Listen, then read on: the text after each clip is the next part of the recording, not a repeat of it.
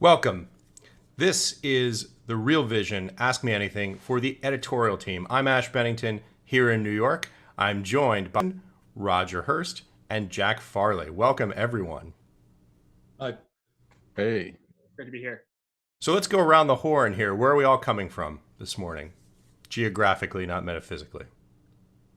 I'll go first. I'm doing this from the UK, from Aldeburgh, not quite Ipswich, but Aldeburgh up on the coast.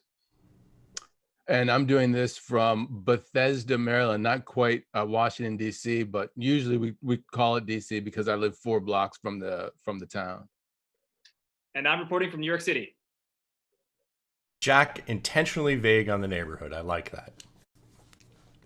And I'm here in New York City on the Upper East Side. And we're getting started now. You know, this is a really interesting time to be having this conversation because we've obviously just finished up a significant 3-week deep dive into the global recession, the potential for the global recession, risks of global recession. I think it's probably reasonable to say we are in a global recession. What are your opening thoughts, gentlemen, on where we are with that right now? I feel like I could go first because I thought it was interesting. I was looking at a Albert Edwards piece that came out. I think it came out on Thursday. And the interesting bit was he was talking to Gerard Minack. He was using a Gerard Minack graph, and Gerard's going to be on the platform next week.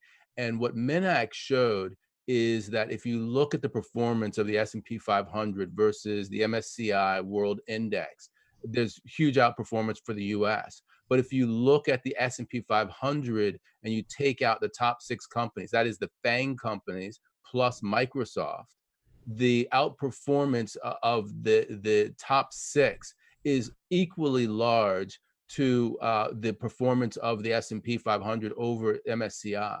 And so what that really tells you is that there's an incredibly narrow leadership that's going on right now in terms of what's driving the markets. So when we talk about the S&P 500, when we talk about markets and what's happening, really what we should be thinking about is liquidity. And I think this is something that Roger talks to all the time, that liquidity is driving people into those biggest 6 in the S&P 500. And it's not completely understandable whether or not there are any fundamentals behind that, or whether this is a completely liquidity-driven rally that we're having while we're at almost 20% unemployment in the United States. And I think also you think about what has this been? I mean, it's been the fastest and the deepest move in history, and that speed has both informed our ability to say we're in a recession, because normally we sort of look back and we say it's a recession 6 to 9 months after it's actually happened, whereas this time we knew it was happening in real time to inform the reaction function of central banks. But it still goes back to what we talked about before, which is how deep is it? And even if we recover, how quickly do we recover? And what is the terminal point of that recovery? And more importantly is, what were government, corporate, and household balance sheet like before February? And is there having to be an intense adjustment because of what has happened? And can central banks prevent that happening? Which is all about how they direct this accommodation that they're providing. So I think in terms of the size of the recession, the size of the event, it's huge, but it's the long-term fallout that matters now, because this has impacted the consumer in a way that we haven't seen in the last 2 or 3 recessions, really going back to the 70s and the double dip of the early 80s. Yeah. Jack, any thoughts you'd like to add? Yeah, I think that the liquidity versus insolvency paradigm that Ralph talks about is so important here, because we've seen the Fed being able to try and paper over the cracks, but it remains to be seen whether they'll be able to fill the holes, and the deep financial holes that are left in the wake. And I also think something that I know, Ash, you and Roger and Ed talk about all the time on the Real Vision Daily Briefing, because it just stares us in the face, is the bifurcation between the continued appreciation of capital markets in the face of a truly a depression level era of pain on Main Street. The labor market, people, everyone, 40 million people, initial payrolls. So I think that's really important. And I actually think Ed, at the first week of our campaign, he had a great talk with the renowned economist Richard Koo, talking about balance sheet recessions, and that was referred to Japan when there was a massive decrease in capital fleeing the capital markets, but at the same time growth remaining steady and actually going up. I think we're seeing the exact opposite right now. Yeah, Ed, anything to add to that? Yeah, actually, I was talking to Jack literally right before we got on this about his pieces at the beginning, which I find very useful in terms of doing a deep dive into specific situations that we're trying to frame as important within the context of what's happening in the day. And one thing, and what I was talking to him about was Buffett. He did this one on Buffett and the banks that I thought was really good in terms of thinking about how this is going forward. So why is Warren Buffett selling bank shares, or in Jack's case, he was like investment banks, when in the last recession he was buying them? Is that a sign of what's happening going forward, or do we not even care about Buffett? I mean, Bill Ackman was saying, actually, I'm selling out of Berkshire Hathaway. They're too big to actually be nimble in this environment. I mean, I thought that what Jack put forward in terms of what Buffett's doing is emblematic of the situation that we're in right now. I think also it goes back to, what really matters here is understanding how the environment was before we got into this, because what people have now realized in the last 2 months is that for the prior 5 years, this was the framework, but we were still trying to apply fundamental analysis to a market which was being driven by something else, which is the shift towards rules-based funds, passive money over active money.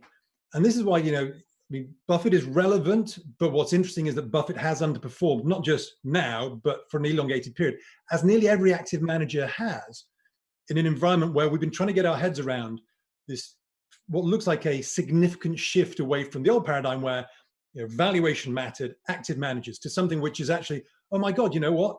It has been liquidity, the Fed, and the drive that they've created into chasing yield, moving away from active into passive, and share buybacks, which has been the real driver of particularly US outperformance, which informs everybody's view of the world equity market, but it stands out US outperformance. And that US outperformance is not driven necessarily by fundamentals, although there are some utterly brilliant companies at the top end of the S&P. Yeah, really interesting points from both of you guys and from Jack too. Just question, as you mentioned it, Roger, to talk about the pivot from the strategic to the tactical. We've done a lot of discussion about retracement levels, especially on the S&P 500. And when you look at where we are now, it's fun to be able to do this live. We're trading about 3,003 on the S&P right now, which is well, let's take a look. It brings us to about the 67.5% retracement level above the 61.8% 2933 level that you've been watching. What are your thoughts about that right now? So of all the big sell-offs that we've seen, and I'm talking about sort of 10 to 20% over the last few years and over the longer term, this is an unusual one because 1929, 1989 Japan, 2000 to 2003 multiple times. In fact, Japan multiple times in its sell-off. They never got beyond the 62%, apart from Volmageddon, which went up to the 76% retracement level and then retested, but didn't break through the lows. So this is unusual. I mean, obviously the NASDAQ breaking back to the highs. Maybe there's a similarity with what we saw in 2000, where the S&P did sell off and then rebounded back to the highs by September of 2000, having initially sold off with the NASDAQ in early 2000. But this is unusual on that sense. And now we've seen the Russell also get back to the 62% retracement after this enormous rally over the last couple of weeks. Technically wise, this is where things should already have rolled over. And the fact that they haven't tells us something, again, about fundamentals versus what the Fed can do or what the Fed can drive in terms of sentiment. And we talked about the Robin Hood and real kind of retail investors coming back in. The difficulty here is do we look at the US for our driver, as our leadership in terms of how we should view markets? Or should we look everywhere else, which is struggling at 38%, 58% retracements? And I think that everywhere else remains in this bear market. And why would I want to invest in Europe and sometimes the UK and Asia when the US and particularly 5 or 6 stocks in the US look good? So these technical levels are key. And the whole point here is that having this as a totality, having the technicals, the short-term view, the trading view, and the long-term view, the totality of that is what we should be using. And some people prefer fundamentals versus technicals. That's fine. Right. But together you get a much more complete picture. And what this is telling us is there is a key driver that we historically have not been used to, which is the Fed and the Fed's influence. So, it doesn't tell me really where things are going to go. You've got to put a finger in the air, but, strip out those top 5 or 6, and obviously that the stock market is close to 2,400 on the S&P, not 3,000. Yeah, those are such good points, and I think we try and take a look at it on Real Vision Daily Briefing every day from both of those perspectives. So incredibly valuable points from both of you. I would also say if you're interested in some of the deeper dive aspects on global liquidity and on market positioning, Mike Howell is a terrific resource who's been on the platform multiple times. He was last on in February of 2020 and talks about exactly these issues. Roger, we have to get you on camera with him because he does these expert views, and listening to the two of you talk about these issues is fantastic. We have to get you guys together in front of a camera at some point. Do an interview. I've done the expert view interviews off camera before, so yeah, I'd love to get him as a full-sized interview. That'd be great fun. Yeah. Speaking of all of these issues, one of the things now that I think I've been most excited about over the last month at Real Vision is our global recession campaign. And the first question that I wanted to get to from the viewers, because this is, after all, an Ask Me Anything, comes from Josep. And he's spot on these points. He wants to know, during the last 3 weeks, what are the key learnings that you guys have all taken away from the videos that we have been doing in this series? Let's start with Ed. Yeah, a good question. I think the key learnings, actually, Roger, he sort of touched on what the key learning is for me, which is finger in the air, right? That is that we're in an unprecedented situation. I was just, I don't know if you saw the numbers that came out today in the U.S. Personal consumption was down 13% after being down 7% in March. So a massive reduction in U.S. personal consumption. And one of the comments when I tweeted this out was, I expected it to be more. And when you look at the numbers on a relative basis, this is just off the charts. And yet, some people, the only comment that I got, or the first comment that I got was about it's being, I thought it would be more. So we have no idea what the data look like. I mean, actually, maybe that number will be revised in a massive way going forward. And we have no idea what the data are going to look like going forward. So from a real economy perspective, which are the inputs into fundamentals, we have no idea.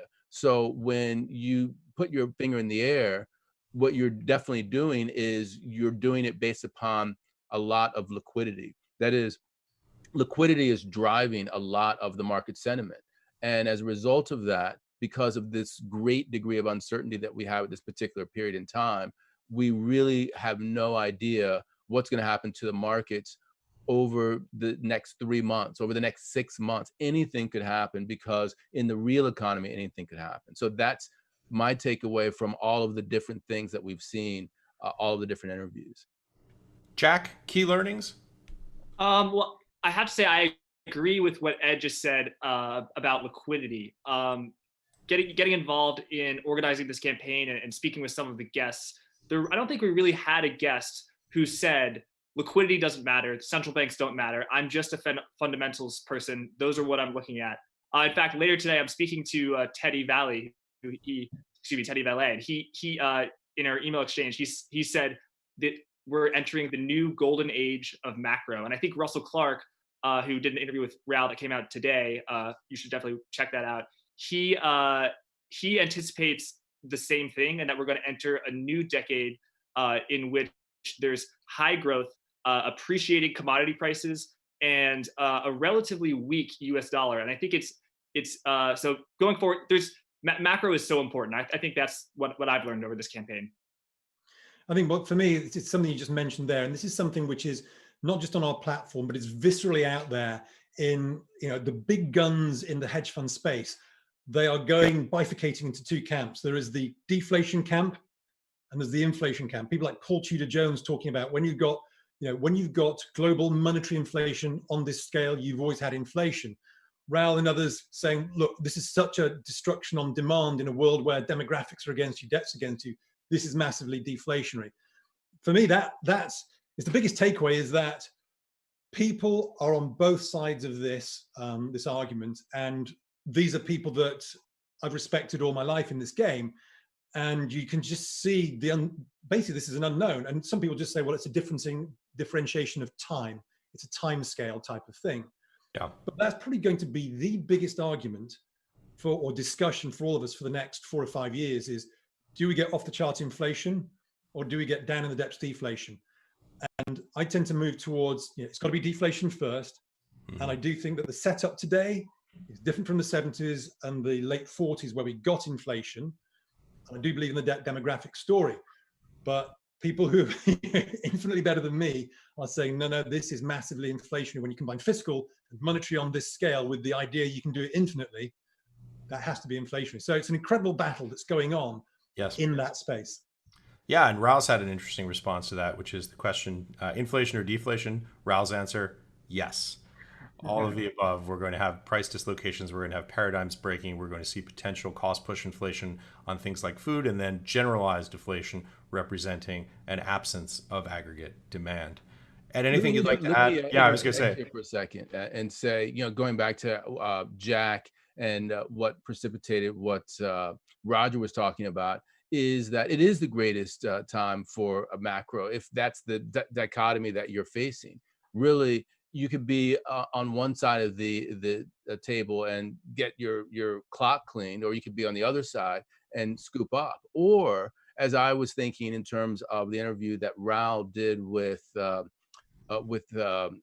Hugh Hendry, where they were scoping out a trade, in live time, trying to say, okay, I don't know what's going to happen, but how can I mitigate my downside and make sure that I have a trade in this particular scenario that works in all scenarios, in all outcomes? How can I structure something? So maybe you can actually have your cake and eat it too, even if you're wrong on the most fundamental level on a macro basis.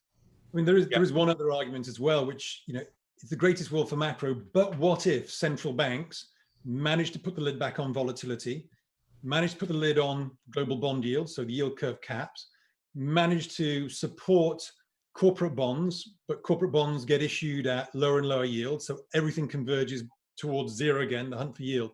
So what if we go into a world where you know that you're protected on the S&P, but the S&P kind of will just grind out. Corporate bonds will have low tight yields, bond volatility will be low, FX volatility is already falling back to the lows, VIX eventually drops back below 20. You get the opportunity to sell vol, which you can do now because the curve is back in your favor for selling vol forward and not losing money because of the roll. Maybe it kind of goes back to, and my view is, if you want to play the macro, you maybe got to go into emerging markets. You got to go to places where the central banks are not quite so powerful. And the macro story, is it the central bank story, or is it the central bank story will fail? And that creates two macro streams. If the central banks are still in power, you go to emerging markets. If central banks fail, we're going to get one almighty show of very, very interesting opportunities in Japan, in Europe, and in the US. And that could kick off anytime in the next few months. Yeah, Roger, you've been so eloquent on EMFX, especially on RVDB and elsewhere. Yeah, and to pick up on Ed's point, I thought that was really interesting that you mentioned the Hugh Hendry Raoul piece, of which I'm sure we'll hear more as we continue this discussion. But just to move on, because we've got a substantial backlog of questions here. So I'm actually, let me answer that question myself. What I found the most intriguing, I thought that the great Lacy Hunt Kirill Sokolov interview was fantastic because it talked about the limitations of monetary policy. I think to Jack's point, we all believe that monetary policy, liquidity from central banks is the key driver of this market, in addition to some of the fiscal stimulus we're seeing out of Congress here in the US and potentially abroad in the EU. But the limitations of central bank policy, Lacy Hunt is so eloquent about what it can and cannot do, and on the law of diminishing return that we see in place, where for every additional dollar in debt that gets added to the system, we get progressively less economic output, which I think is absolutely it's just crucial to understand where we are today and the fact that there is not a magic printing press that can change structural factors in the U.S. or global economy and return us immediately, to the sort of Goldilocks scenario of growth. I see Roger smiling, which makes me think he has something to add. No. I just generally, I agree. I mean, I was thinking about that one episode, Lacy Hunt. I think it's a brilliant episode.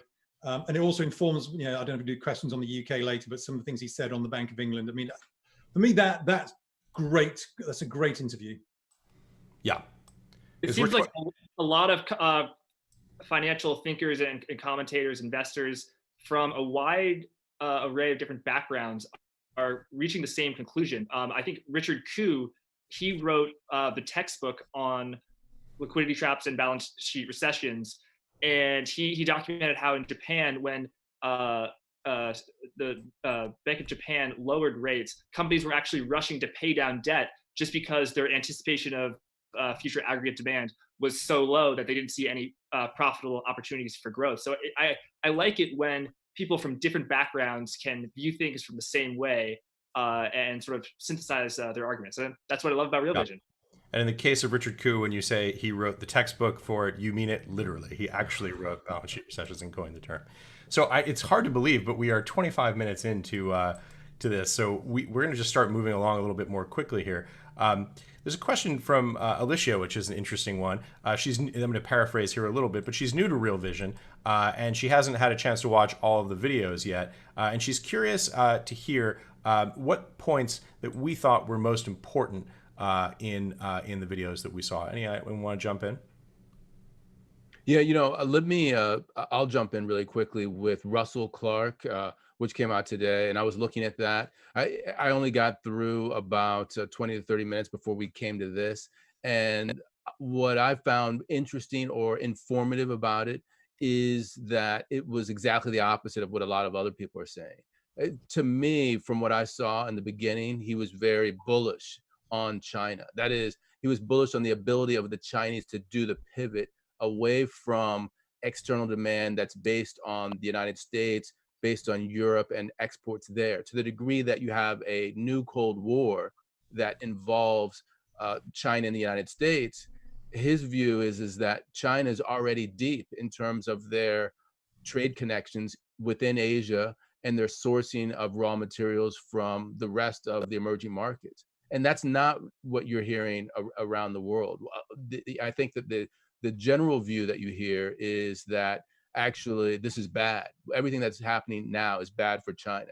So I appreciated it because you don't actually have to believe what he's saying is true, but if what he's saying makes sense, it gives you an opposite view that you just have to have in the back of your mind and say, okay, this is someone who's thinking about it hard, who makes valid points, and they're coming to an opposite conclusion. I think that's really valuable. And for me, that's one of the best values of Real Vision in general. I could not agree more, Ed. I definitely have been influenced by the thinking of Kyle Bass, who views things through the lens that China has a really over-leveraged banking system that has essentially extended and pretended, and it doesn't have these opportunities for profit and growth. But I was sort of doing editorial on Russell Clark, and that, for the viewers at home, that means I was sort of adding charts, adding little chapters, just sort of quality control stuff. So I got pretty familiar with his argument, and I was really interested in the fact that China now exports more to Belt and Road Initiative countries than it does to the U.S. So you see in the data that day by day, year by year, China is less reliant on exports to the U.S. And Russell Clark has a different view about the Chinese banking sector, and he looked at indicators such as the ratio between gold and oil, from precious metals to base metals. So he comes at it from a really interesting angle, and that's what I love about Real Vision, is that in the same campaign you could have someone like Kyle Bass who has a certain view, and then you also have Russell Clark who has a very, very different view, and they're interviewed by the same person, our CEO, Raoul Pal. So I love having that different views, and it's not about balance, but it's about exposing yourself to different perspectives, and that's what I love about Real Vision and this campaign. You know, I here's think another question from a slightly different angle. This comes from Anthony, who says, "Look, you know, you guys have been talking about markets and what's been coming for the last 3 weeks." And he asks, as a 29-year-old with minimal debt, what do you feel are the best takeaways for those of us with minimal capital to be able to build wealth and take advantage of the current cycle? So I think firstly, I mean, my view here, which is actually an answer to the previous one as well, is everyone's got to be nimble. And so I'm not just going to say what you should invest in, but be nimble in your views. Don't get wedded tribally to one view. Obviously have a framework. I've said this all along. Get your framework first, but be willing to change the framework, because a trade idea is maybe applicable to 10, 20% of people, because some people have different outcomes or needs. But a framework is applicable to a trader, an investor, whether you like gold, whether you don't like gold. The framework is what's needed. But also don't get viscerally attached to any one view, because if you do, you kind of get this attachment and then you don't want to change. And what we've seen, and just exactly what Jack was talking about, is two completely different views might mean that you change your own view slightly. Always be nimble. And that informative style, I think, is the basis for all trades. And so I always use a basic framework, and then I watch something I disagree with, and I always try and watch the people I think I will disagree with, try and change my view. And that might mean that I reinvest in something else. So that's, for me, is the first thing. Yeah, that's such an interesting sort of bigger picture, almost macro focused meta point. Ed, any thoughts? You know, actually, I was going to say that Roger said it all, and that, you know, if we want to get as many questions in as possible, we should move forward. But I would say that yes, that just to make an addendum, that being wedded to one view is a way to lose a lot of money. That is that if you have a macro paradigm and that you become wedded to it, and things shift, and you're not nimble enough to take advantage of that, you can get taken out in a very big way. Just as a perfect example for me, I was wedded to a view. This was back at 9/11, that if anything bad happened in the Middle East, it would mean oil would go up. And so I took a position that, just like when you had the first Gulf War, that I should be leveraged to oil in a positive way, because even though oil prices were going up, if bad things happened in the Middle East, and there was the possibility that was going to happen, then that was net positive. And it didn't play out that way at all. In fact, because we had a recession, oil tanked, and it was exactly the opposite. So if you become too leveraged in your position, you become very wedded to it, but not just wedded, but leveraged. It could cost you a lot of money. Yeah, and I would say, for my answer to that question is probably to pick up on what Raul has said, which is invest in yourself. Really, if you're 29 years old, man, if I could be 29 again, knowing what I know now, I would say invest in yourself. The idea that for me, the best investment, if I is probably go and take a course on Coursera about data modeling. Go and take a Udemy course about some sort of programming topic that you're not familiar with, artificial intelligence, something that you think is going to be interesting to you in the future. So the next question comes to us from Ron. It is as short as it is complex. And the question is, how likely is a military conflict between the United States and China? It's the $100 trillion question. I can start that one, I think. Yep.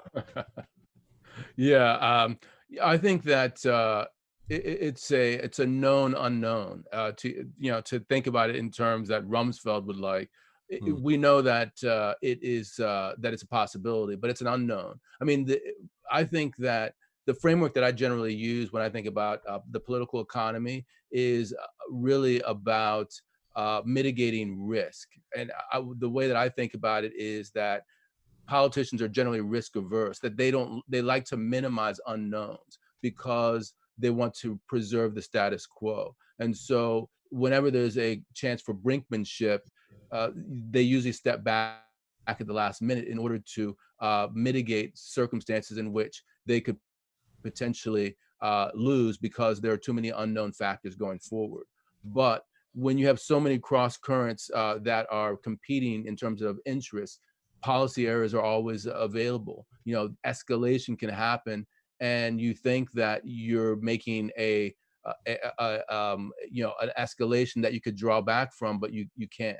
So I think that the more difficult and the more conflicted the signals are between the United States and China, and also with regard to the economy, the greater the chance there is. So I wouldn't say outright that war is likely, but I think it's definitely more likely, at least in a proxy formation, than it was a year ago, 2 years ago. Roger, quick thoughts? Yeah, I mean, what the problem we will have here is that, there's this very, very famous articles in the wars preceding the First World War where people said, because of economic growth, we have now reached the point where we're never going to have a war. And then 4 years later, obviously went into it. And people talk about sleepwalking into that war. What actually happened there is they didn't sleepwalk into that war. It was very much agitated for, but what people didn't realize is how war had changed and how what they thought would be a few months would turn into a number of years and a complete stalemate with millions of deaths.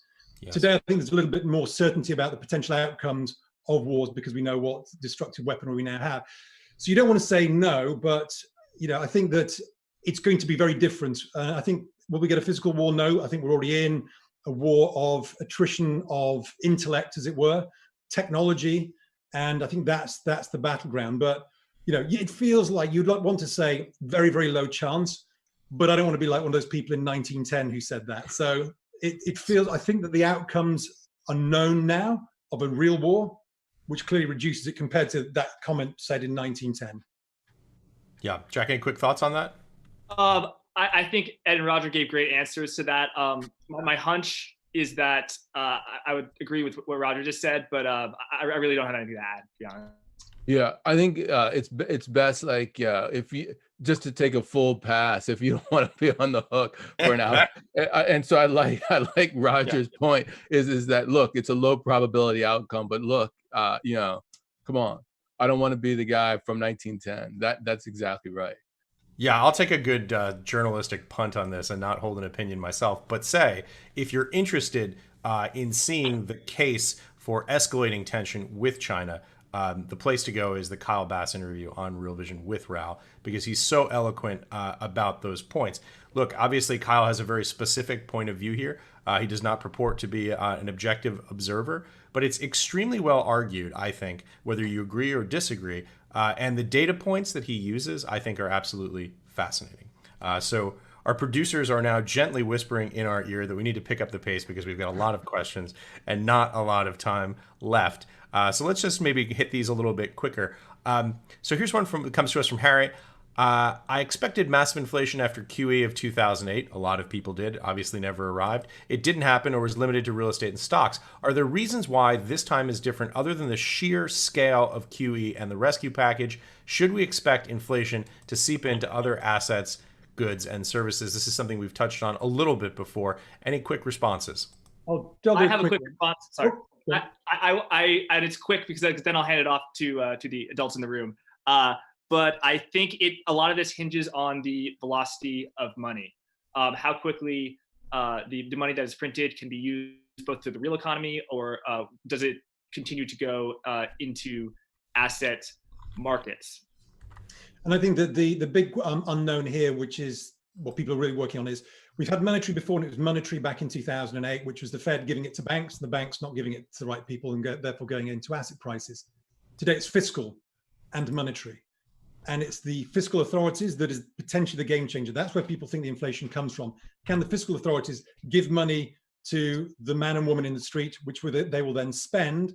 And at the same time, can the central banks buy those bonds? So it's whether that combination, and everyone says, well, this could be infinite and that combination could work. But I still think that in this environment, with the demographics that have rolled over, the hole that's been made, the size of that has got to be so big that I'm not sure there is still the political will yet to do that. And I think we need to be a lot lower, i.e. in a much more deflationary environment than we are already in, for it to actually become reality. Yeah, and to pick up on both of those points, if you're interested in seeing the velocity of the money stock, go check out the Fed economic database from the St. Louis Fed, and you will see the velocity of the money stock from roughly 1997 completely roll over from over 2 down to about 1.3. Now, this is a measure of how rapidly money is moving through the system. Ed, any final points you'd like to add to that? Just Richard Werner, focus on the private banks. The majority of money is created by private banks in terms of debt. If there's no capacity for supply or for demand, then you're not going to get any inflation. Yeah, well said.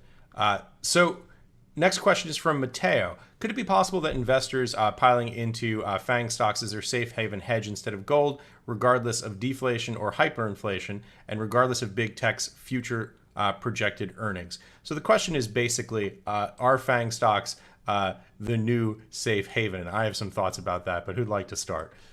Very quickly, in fact, one of our subscribers in the comments a couple of days ago said, look what happened to bunds in 2012. They went up whilst Italian bonds went down. So spread widened out.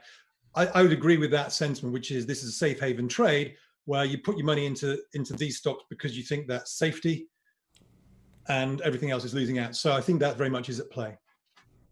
Yeah. Ed, any thoughts?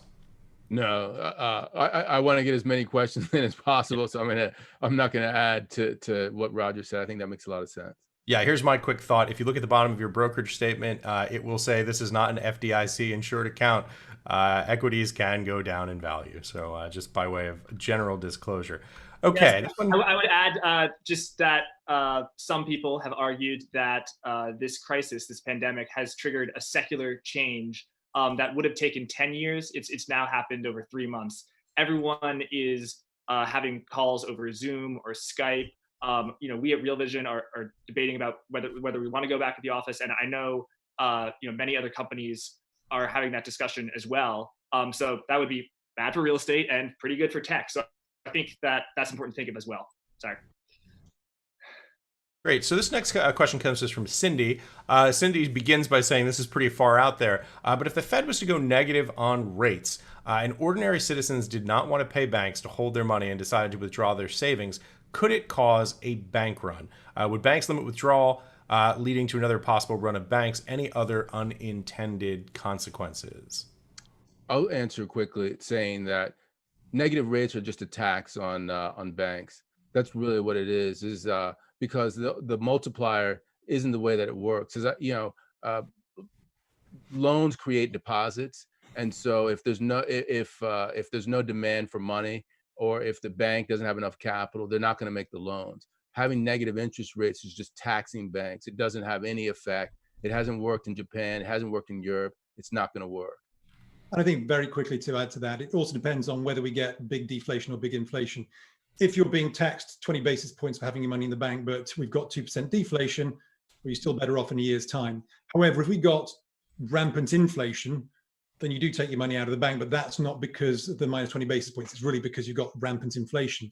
To get there, we've got to go through deflation, back to normal inflation and beyond. And we'll probably be back onto positive rates by then anyway. Great. Yeah, I would probably add to that. I don't know how it's possible to sort of pull your money out of banks entirely and withdraw from the system. The reality is that most of us receive direct deposits or paychecks that we cash at banks. We have mortgage payments and rents that need to get paid. And I don't know about you, but my landlord probably is not going to accept, payment in kind or barter of services. So I think banks are probably unavoidable. Let's move on a little bit here to some questions in a different domain from the crypto space specifically. This one comes to us from Martin. What do you think of Goldman Sachs's investor call this week in which they stated that cryptocurrencies are not an asset class and Bitcoin is a Ponzi scheme? And I would say that this is a question for Ash Bennington, since he asked it, but since he's the guy who knows crypto better, he should answer it as well. That's what I would say. Well, so I wouldn't take any position about the relative day-to-day gyrations of the price of any particular coin. They're far too volatile to do that or to speak in any way that's definitive. But I will say that the underlying technology here is something that I think is intrinsically valuable, and I think that as we move forward, we are going to see a greater reliance on distributed ledger technologies, on digital payment rails, and on the underlying technologies that drive coins like Bitcoin and Ethereum and the whole panoply of 1,000+ coins that are now traded. I would say that there are people who are skeptical about it, and I understand that, and that makes sense. One of my great mentors on the macro front, Nouriel Roubini, has been probably the biggest cryptocurrency bear in the space. But I think there's value there, and there are a whole lot of arguments that we could make if we had more time about why cryptocurrencies and digital ledger technologies are something that are so compelling.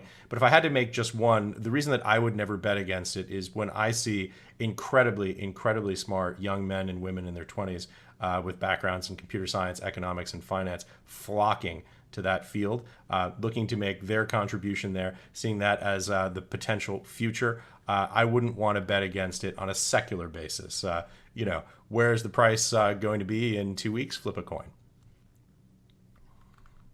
Okay, now that I'm asking the next question, I guess I have to move on. But so here's one from another Bitcoin-related question. Does individual ownership of Bitcoins versus investing in a coin fund compare with ownership of physical precious metals versus investing in paper ETF precious metals? Anybody want to take that, or I feel like I've just asked myself another question? Back to you, Ash. Yeah, I think it's actually quite analogous in many ways to investing. It's ETF versus physical ownership. Part of the lure of cryptocurrencies, especially Bitcoin, is that you get to custody your own key pair, which is the equivalent of not just having an allocated share of gold somewhere under the Bankstrasse in Zurich. Apologies for my pronunciation of the German there, Ed. But it's the equivalent of actually having it in a vault in your own basement. And I would say that it probably has the same attendant risks and also the potential to truly custody your own assets and to control it. That's a trade-off that everyone has to negotiate for themselves. But I'd say my own advice, and I'm speaking personally here, if you are an investor who is relatively new to this space, caveat emptor, buyer beware. Be careful. Lots of people, more people I suspect, have lost their stake in Bitcoin and other cryptocurrencies because they've misplaced the key, or the hard drive died, or the cat ate the physical paper backup or whatever, than they have having their assets hacked from large reputable custodians. So with that, because I'm probably asking these Bitcoin questions to myself, let's move on to the next section, which it's like ask myself anything. We probably should avoid that. The next section here is called it's basically behind the scenes, which I think is really interesting. I know this could be a little bit of inside baseball, but it is interesting to think about how we talk about this stuff internally, what our process is, because I think it also, in addition to the kind of like, well, that's kind of neat, which isn't that interesting, it also informs how we think about the actual material and the content itself. So this is a question. Before you ask the question, let me just give a shout out to Jack, because right before this, we were talking about inside baseball and behind the scenes. So I'm thinking that this is going to be a great question for you, Jack. Oh man. Well, it's not just a question, it's a whole section of them. Oh yeah. And I have a couple of this with myself that I'd like to ask you guys to hear how how you guys think about things. But so the first one comes to us from Chris, and the question is: how much of the dialogue of the Real Vision daily briefings is scripted versus impromptu? Roger, you have the biggest smile, so you take this one first. Well, it's obviously unscripted, and how impromptu is it nearly always depends on whether we're filming these at 4:30 my time or after 7:30 my time.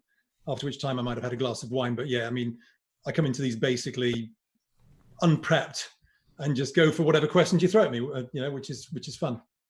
Right. Ed? Yeah, so I think that there's a lot of preparation, and there's a lot, Jack can talk to this, and there's a lot of, these are the facts in the intro. So I think that the intros are a lot more scripted than the back and forth afterwards, which is basically, we talk ahead of time about what's happening in the markets, what's relevant, what's on the platform, which is very important as well. And then we just have a free form conversation based upon that. Yeah, I think the main segment with you three is we just turn the camera on and you guys just go, and it's a masterclass. And obviously that involves a lot of prep work beforehand, but it's not specifically talking things. Whereas the intro, which I do with Nick and Peter and Gabrielle, that I'm still have so much to learn. So I'm trying to hunt down individual stories and shine a light on a particular aspect. And yes, that my segment is 100% scripted. It's not like I just turn on my webcam and then I say, these tech stocks are blooming in the desert. Like that doesn't just happen. It is a process. All right, the magic behind the curtain.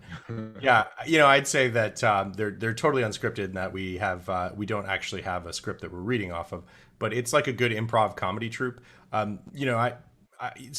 Speaking for I think myself, but also to a certain extent for all of Editorial, I'm so like it's great to work with people who really care about this. We love what we do so much, and that's not just Ed and Roger and Jack, but also Max and Drew, who are not on the call and who you've seen on various shows before, and Gabrielle, who we hope to get in front of the cameras soon. I think this is something we're all incredibly passionate about. We work on this pretty much all waking hours when we're not with family or doing stuff that we have to do otherwise. So it's an all-encompassing pursuit, I think, for everybody on the team, and because we think about this and we talk about this and we Slack each other and text each other at all hours of night and day, weekdays and weekends, it comes together pretty naturally because there's so much sort of common basis because we've been thinking about the same things.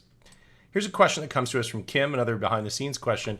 So you guys must have heard so many narratives about the ongoing crisis. Can I ask which one is the most frightening to you, and it may or may not have played out yet? So the most frightening narrative. Anyone want to jump in? I definitely could jump in. The most frightening narrative is a mutation that is deadlier in the disease that makes it more lethal. To me, that's frightening. And I have, I'm not an epidemiologist, so I have no idea how likely that is to play out. Yeah. Yeah, Well, I think. Sorry, go ahead, Roger. No, from my perspective, it's just we actually do see the consumer, the retrenchment, we see the balance sheet recession. So again, up from the economic rather than the sort of social side, but I mean, they do combine. It's if this actually does become a true balance sheet type of story, where we actually have multiple years of a slow grinding death in certain risk assets. And I think that's the danger, because the short, sharp correction, we've seen them before. We know we know how to deal with them in some ways. We don't know, most of us in our lifetime, how to deal with something which is pernicious and lasts for multiple years. Yeah, the example of Japan is not an encouraging one. Well, in Japan, I mean, actually in Japan, wasn't so bad. I mean, in terms of we look in and we always kind of look at it in a negative way, but individually, it wasn't such a terrible outcome. But that's because the rest of the world was growing, and they're an exporting nation to a large extent.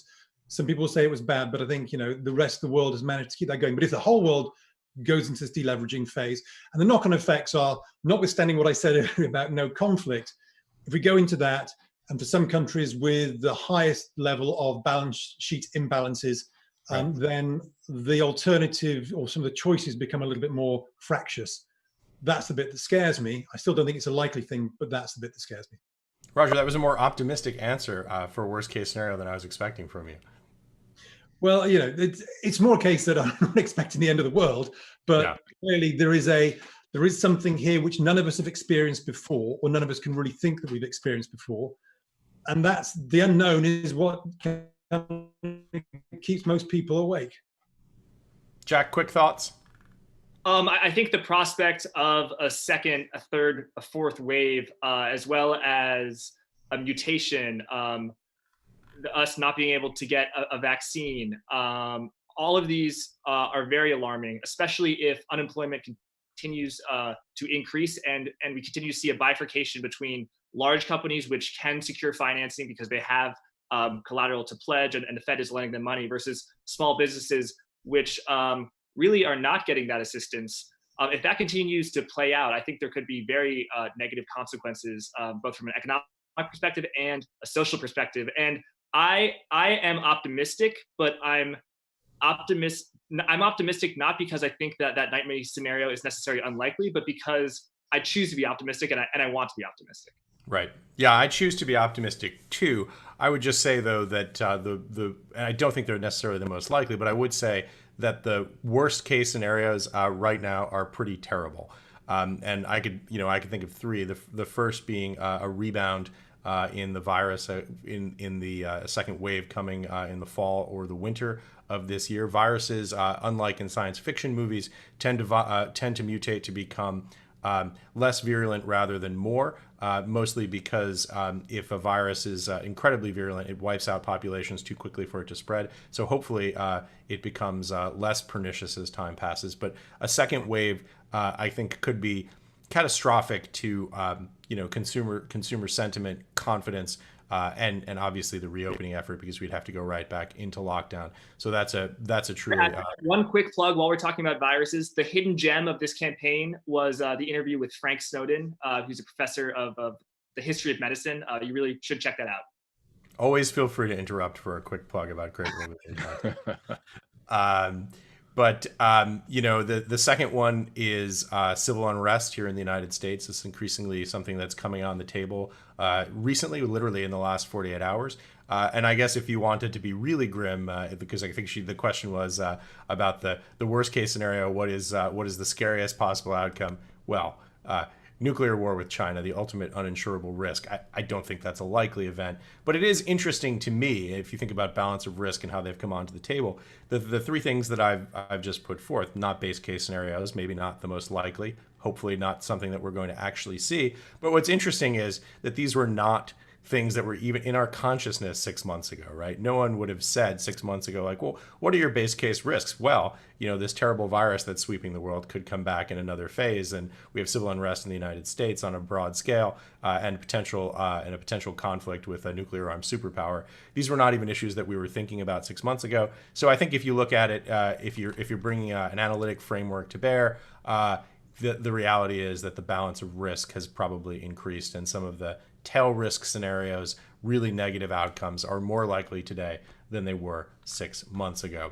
This next question. Let me ask you something here. I just want to put something out here that and I'm asking this actually to our audience, because we talk about markets all the time, but everything you just said, Ash, much of that was geopolitical. Yeah. And I struggle with, because we live in such a fractured environment, where people take sides.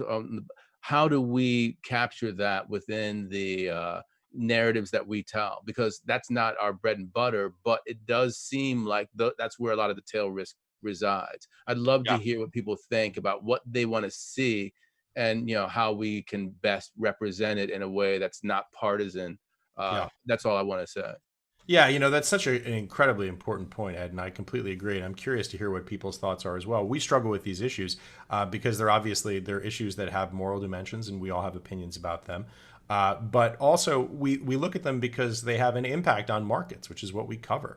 And so, if you're looking at markets now, and you're not thinking about potential outcomes in November, you're probably not looking at the full picture if you're not baking in some of those political issues as well, and social issues that could potentially have an impact on the directionality and magnitude of moves in markets. So it's part and parcel of it, and it's a very tricky thing to cover in an objective way. I think we try to do what we always do at Real Vision, which is to provide different views of the story. We try and look at both sides of every issue, sometimes all sides of every issue when there are more than two. And it's something that we put a great deal of effort into, to trying to be objective, balanced, and to provide people all of the information that they need to make the best possible investment decisions. So with that, next question comes to us from Wouter. I apologize if I'm not pronouncing that correctly. After interviewing a variety of interesting guests, what are your key takeaways for the short term until November in the U.S. election, and the mid/long term? If possible, can you organize this into asset classes?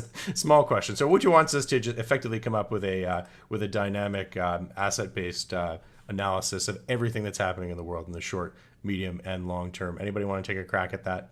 I'll give it a very quick go. I mean, firstly, bonds probably first port of call, and this is kind of, and there's I think someone was also asking, what assets would you have on your radar, in terms of this. So one would be bonds, because I think bonds, if we're worried about deflation, you'll see it in bonds, it's certainly at the front end. It looks like yields potentially are capped in the short term. So that's number one. Number two, in the currency world, we want to see what these emerging market currencies are doing. They're having a little bit of a bounce as soon as they start rolling over, and that's why you've got to keep your eye on the Chinese currency, the renminbi. If they start rolling over, then we still know that the global situation is one which is still very poor, and that would inform us that the dollar is probably still a relative safe haven play at this point in time. In terms of the equity space, focus on the banks, because the banks are normally the mechanism for the real economy. The banks have been struggling. Again, if you put NASDAQ versus the BKX in the US, you'd see that the NASDAQ is obviously at an all-time high versus those banking index. In fact, the banking index is an all-time low versus the S&P. And in Europe, we just recently touched an all-time low. So for me, it's a case of equities, particularly outside the US, remain vulnerable, but the banks are going to give us the key. Emerging market currencies are going to give us a key, and bonds are going to give us a key. Yeah. Anyone have anything else they'd like to jump in and add to that? Well, I have a discussion. I don't necessarily want to say an ad, but when you talked about rates being pinned on the short end of the curve, I'm thinking to myself that to the degree that you have a reflationary rally as we've had, to a degree they're also pinned on the long end. I mean, because how much further up can yields go before the Fed or any sort of central bank steps in and then engages in yield curve control or tries to get those yields down? Because that's really what's driving asset markets. That's also what's driving refinancing for mortgages, et cetera. It's very important for central banks that not just the short end, but they also control the long end. So I think that, when you look at bonds, it's really about the belly of the curve to the longer end of the curve. That makes more sense than, say, the short end. Yeah. The only prediction I'll make is expect to hear more of the acronym YCC in the future. Yes, definitely. We're down to one of the last questions here, and this comes to us from Lee. It's actually a series of questions, and I think this is actually great. So Lee's questions are, and I'm going to throw all three of them out there. Why doesn't everyone pick one that they find most interesting to them and give the view? So Lee says, number one, what was the most valuable piece of information you've ever received from an interview? Number two, what was the most shocking piece of information you ever received in an interview? And number three, which interviewee most impressed you and why? Boy, that's a tough question because we have so many really compelling, I think, interviews. So anyone want to jump in?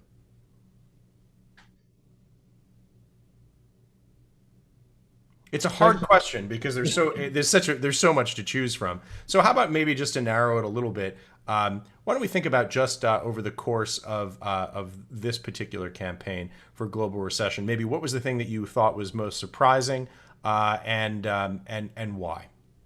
So, firstly, I think for me, it's not surprising, but it's again a very useful one. Is the number of people I've spoken to who have said, yes, this is, we expect more fallout, but if you've got dry powder, start looking at opportunities. So it's not about trying to find the very bottom. It's not trying to find the extreme move.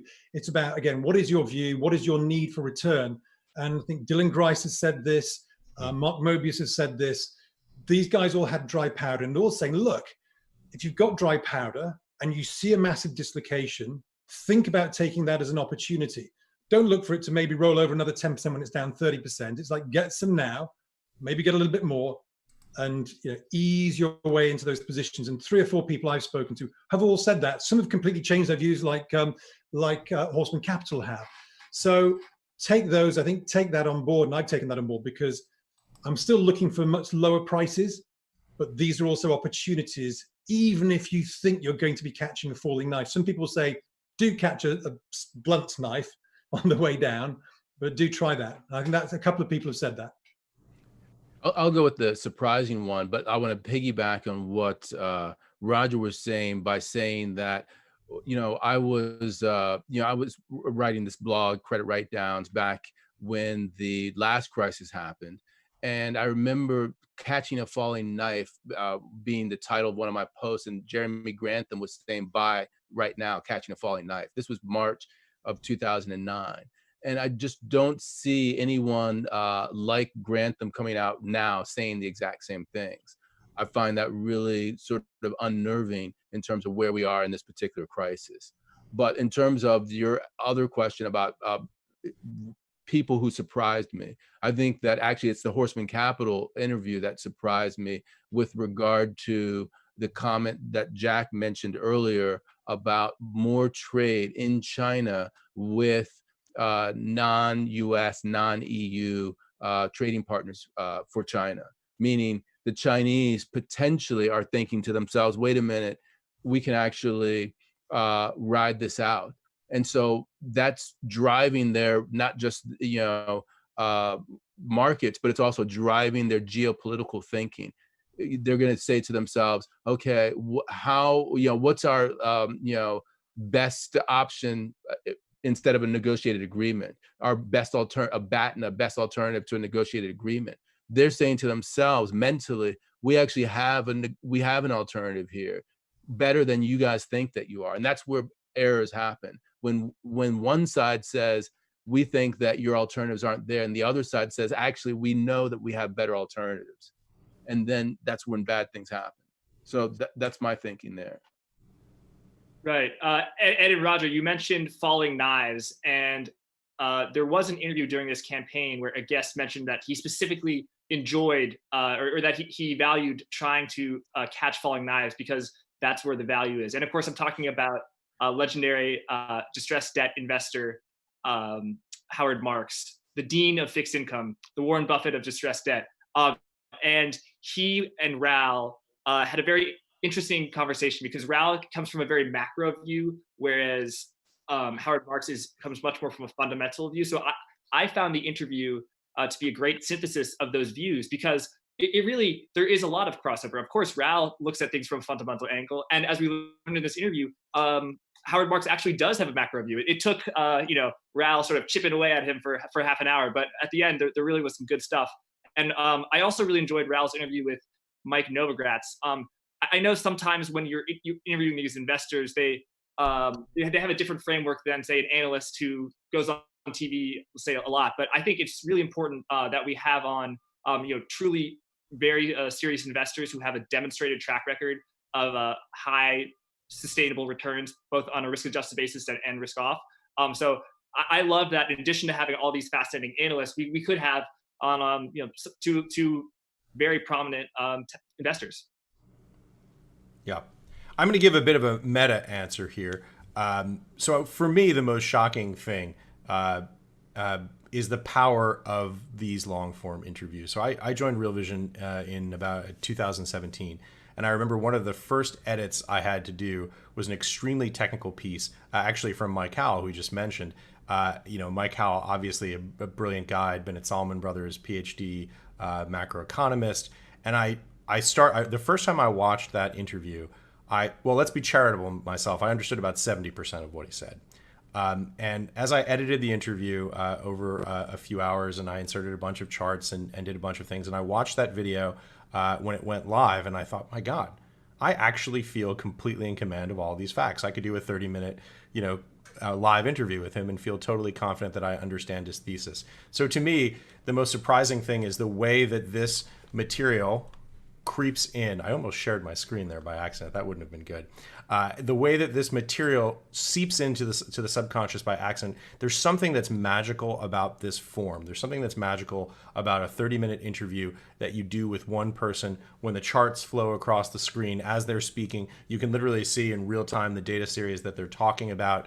To me, it's just the magic of how the way we can learn this material in a way that feels engaging, that is actually interesting because you feel like you're having an inner dialogue with the person who's on the screen, and the sense that you just simply cannot get from an economics textbook or even from reading a terrific newspaper. There's something about this form, I think, that's magical, and the ability to come away with it and then to be at a cocktail party on Saturday night when we used to do those things, leave the house, and to feel that you actually understand the material you have because you sort of passively sat back on a couch and watched an interview for an hour. To me, it's surprising just how powerful and effective it is. And I really think that what we're doing here is the future of information, probably not just about markets, but for the purview of what we're interested in, markets, macroeconomics, finance, and business. Such a powerful, powerful medium. Could not agree more. The only thing is, I did catch you talking about cocktail parties and talking about high finance at cocktail parties. I don't know what parties you're going to where you're talking about that, but I'm not going to those parties. Nouriel Rubini's parties, I gather. Yes. It's a real nerd fest here for me. We've actually run over, but we got a couple of additional questions, and I say we just keep going until the producers pull the plug on us. So a couple more questions here that I thought were really interesting. How long does it take to watch all of the Real Vision videos? Actually, that would be a great little thing to put together the total runtime, and then say how long it would take to watch. We should do that. Yeah, I'd say for me the trick, sometimes you go away for a week or you get a little bit behind. For me, the thing that I do is I turn it up to 2x and I watch the first 20 minutes. It makes me feel as though like I haven't missed anything when I know that there's more. And if I had more time, I'd go in and watch the full video. But I try and watch the first 20 minutes of everything, no matter how busy I am, no matter what.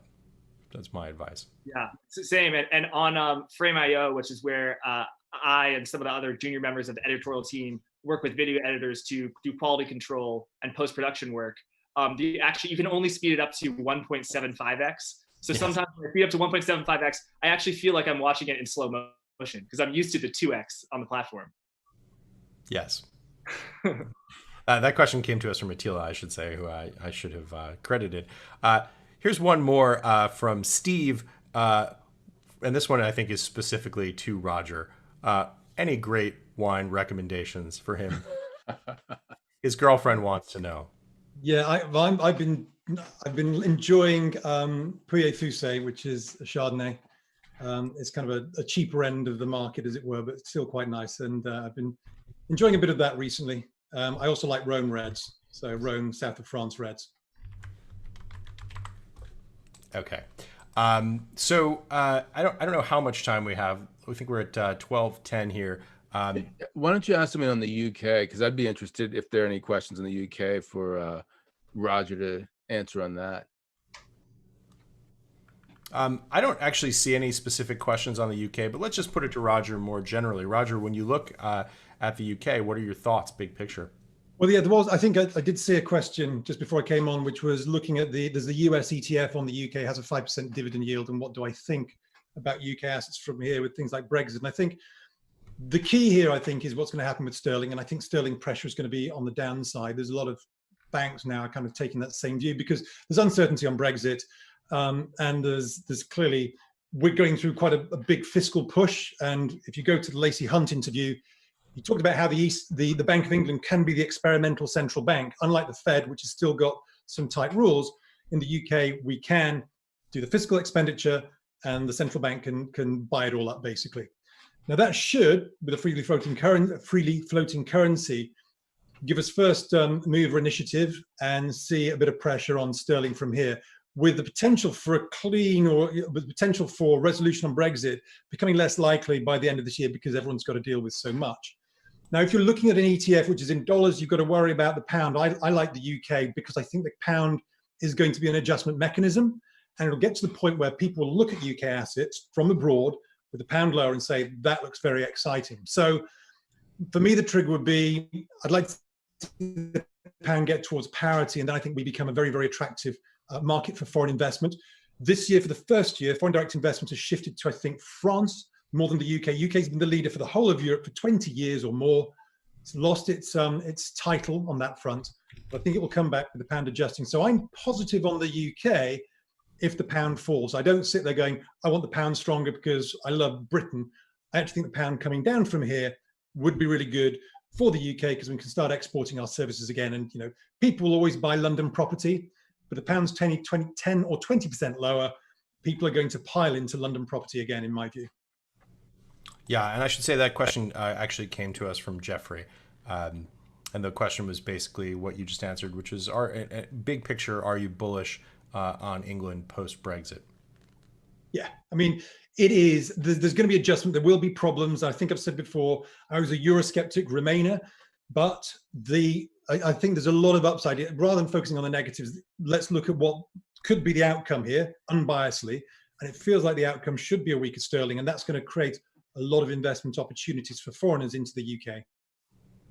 Interestingly enough, we just got another question that came to us from Oscar on a similar note. Oscar wants to know if there's a consensus of the potential for high US dollar and high gold prices simultaneously, and can they coexist? Again, if I just quickly go on that one, I think the thesis in some ways is yes, because the higher dollar is, most people see this as the sort of last vestiges of a dollar move. Dollar being I always call it the apex predator of the global economy. And so much of the global economy is defined in dollars. And this is the real story behind potentially the strong dollar. It's not that the US is a catastrophe waiting to happen. It's just the world still deals in dollars and needs dollars. And if we see a balance sheet recession, how do you pay your dollar debts when there's fewer dollars in the world? Dollar going up is that balance sheet recession. Balance sheet recession, deflationary, that's positive for gold. Or the response is central banks print more money, still deflationary first, central banks print money, destroy currencies. Gold's been going up in all currencies. And normally you think dollar up, commodities down, but gold and dollar can go up together. So I still feel that's a fair move. The one risk to that is if the dollar moves too quickly, the adjustment is a problem, and you will get gold being sold off as a margin call to pay for losses elsewhere. So it's the speed of the dollar does mine. A grind higher in the dollar and a move higher in gold, I think is a very acceptable viewpoint. Yeah. Thanks, Roger. Anyone else on that question? Yeah, I think that, once the liquidation happens as a result of margin calls, then you're back to a more fundamental question, which Roger was addressing, which is, gold as a hedge. And also with regard to, what gold's purpose is, when you have rates at 0% or -1, the opportunity costs for holding gold are negligible, and actually it's better than if you're being taxed at -1%. So I think that negative real interest rates are going to drive a lot of the demand to hold gold because there's no opportunity cost there. Right. So we've got a few more minutes, I think. So let's go around the horn. What questions would you like to have answered that you were not asked? Anyone? Roger? Which would I like to have answered? So I think for me, the big question that I'm, maybe we should focus a little bit more on the inflation deflation debate. I think that's kind of, which one do I think will happen and when, and how will this transpire? And I think we did talk about a little bit that you get variegated inflation and deflation. I think for me, the big story here is still the story about the economy before COVID hit. The story about the economy before COVID hit was this was a very weak economy where debt had been going up. So think about it this way, is that let's say 1 unit of debt created 1 unit of GDP. Well, we've got to the point where 4 units of debt have created 1 unit of GDP. That's not growth, even though in GDP numbers it can still look like growth, but that's leverage in my view. So all we've seen is a leveraged economy globally. This has happened on a global basis. And when we talk about this sort of Keynesian reaction of closing the output gap by fiscal and monetary expenditure, the problem with that view in terms of how I look at it is that the demand that had been created in the previous 10 years was a demand based on debt. It wasn't a natural rate of demand, it was excess demand. So even if we push demand back up, we're going to push it up to the natural rate, which is still below the rate that the whole global system had been accommodating for. So this is still spectacularly deflationary. Because even if you got it back to the old level, when you get it back to that point and you take your foot off the pedal, we drop back into deflation. So for me, the key area is that it's understanding the framework before, and that informs the framework going forward. It's not just a case of recovering from COVID. It's have we damaged the old framework, which was built on debt, and now if debt needs repaying, we're moving into a new framework. Based on that, I want to pose a question to the three of you, which is based on some of the comments I've seen for the Real Vision Daily Briefing. Many times you guys have used the phrase the Fed or central banks have injected liquidity. And I've seen a lot of comments saying, actually, in my opinion, I don't think the Fed is injecting liquidity. Liquidity injection is when there needs to be bid in order for the transaction to transpire. But this is not about a flows thing. It's really about the stock. Central banks are not providing liquidity so much as they are monetizing debt. What do you guys think of that? Yeah, I'll I give you a mean, quick one. Well, go ahead, Ed. yeah, I was going to say that really, like quantitative easing is an asset swap. So basically, what you're doing is you're swapping interest-bearing assets for non-interest-bearing assets. So when you're increasing the number of excess reserves in the system, you are putting assets onto the balance sheets of banks and of other investors that are bearing, very marginal amounts when the Fed is paying, very marginal amounts for excess reserves for assets that actually were yielding more. So that actually is decreasing the amount of net income in the system.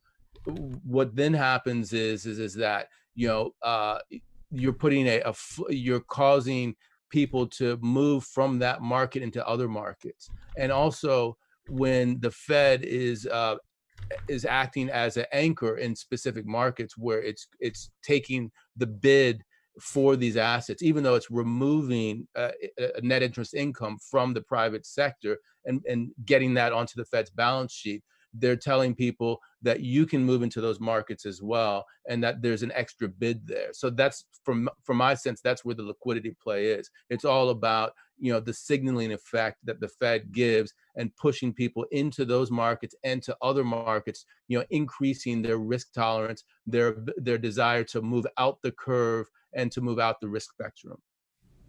I think there's two elements in it.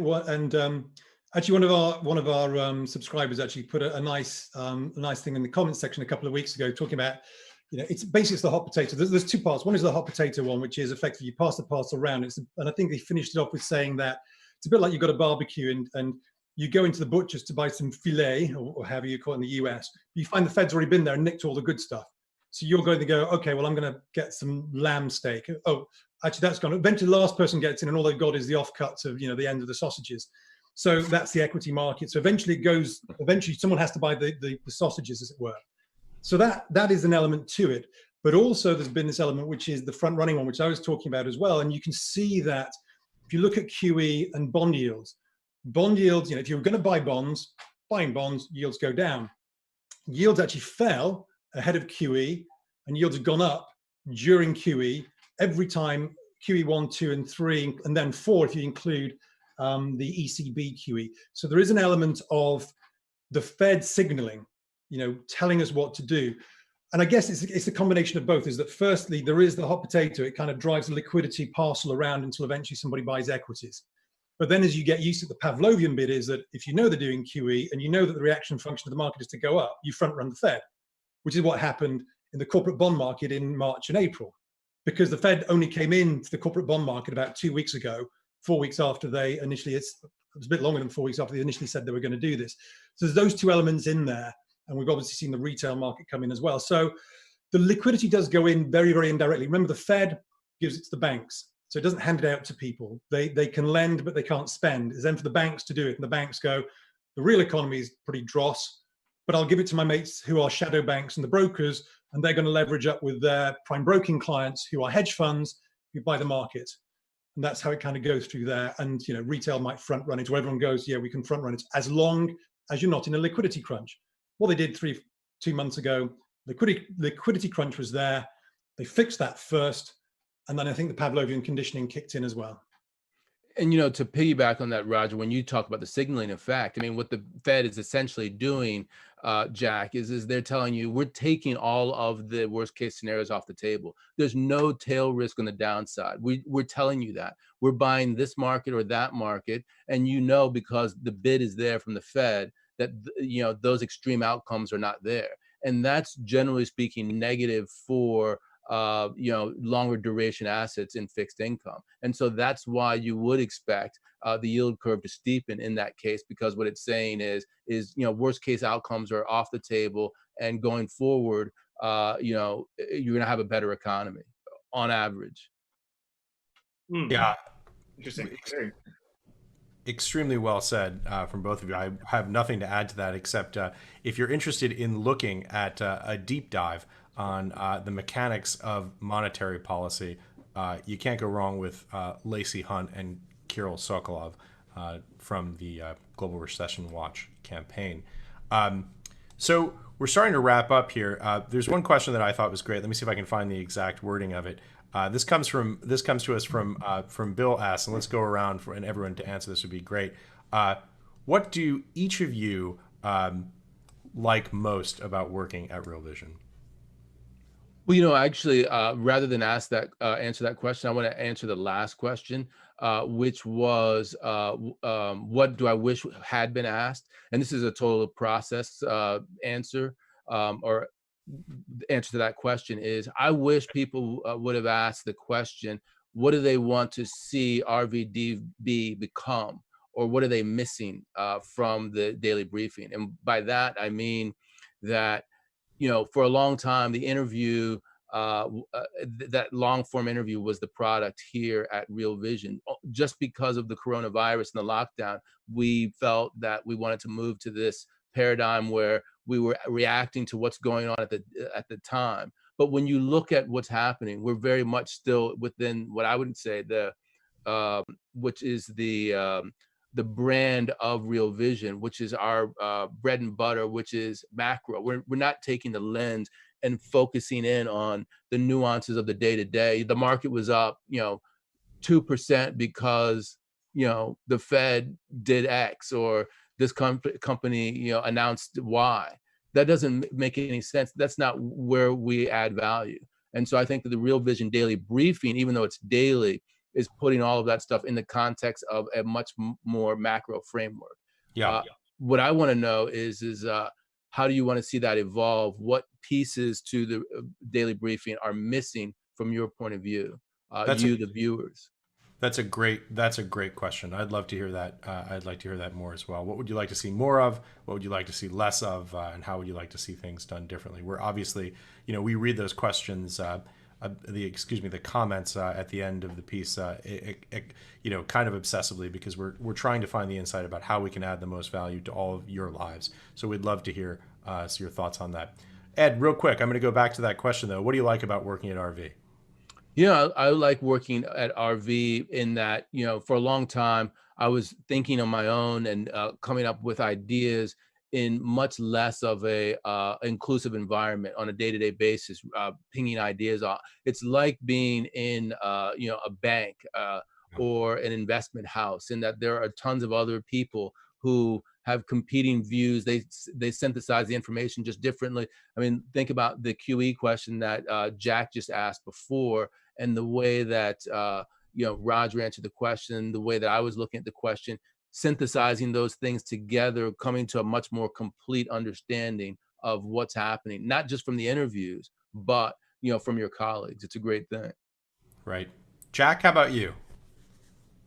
I think there's so many things I love about working at Real Vision. I think the thing I love most is organizing the guests and helping select which guests are going to have conversations, because you're really sort of selecting the narratives that are going to go out to you, the Real Vision audience.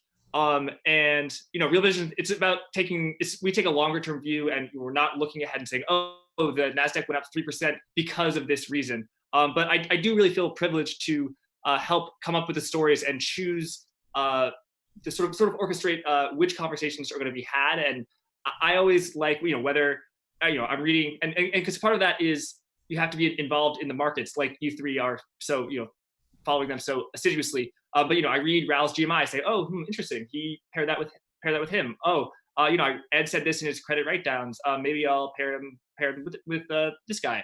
And then I also like sort of something that we're experimenting more with is peer-to-peer interviews. So I'm not going to, the golden rule of booking, never say the name before it's nailed down. There are two people who are in the distressed debt world, the private illiquid credit market investing, sort of one of the very few areas that's not that the Fed has not intervened in. And they both are investing in aviation. They're sort of lending to they're doing lending based on planes and helicopter assets, and obviously with travel down the tubes, it's a very distressed market. So I love pairing minds, both that think alike in this case that I'm thinking of, but also having that balance between the the Kyle Basses and the Russell Clarks. I think it's important to orchestrate minds as well as having that synthesis. I hope I explained that well enough.